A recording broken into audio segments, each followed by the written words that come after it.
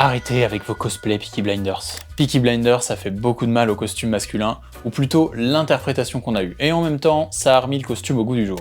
Vous connaissez tous la série Peaky Blinders qui dépeint l'Angleterre des années 20, dans le monde ouvrier, surtout dans les premières saisons, et il y a un sujet qui est évidemment très intéressant à analyser dans la série, c'est les tenues. Les tenues de l'époque en Angleterre, c'est des costumes 3 pièces en tweed, des matières épaisses faites pour durer, des coupes amples pensées pour le travail, pour le climat, pour la vie rude. Le problème, c'est que ça a eu pour conséquence une vague de cosplay de Tommy Shelby de Wish sur Instagram ou ailleurs, et je dis ça, j'en ai un peu fait partie à une petite échelle, j'étais loin d'être dans les pires.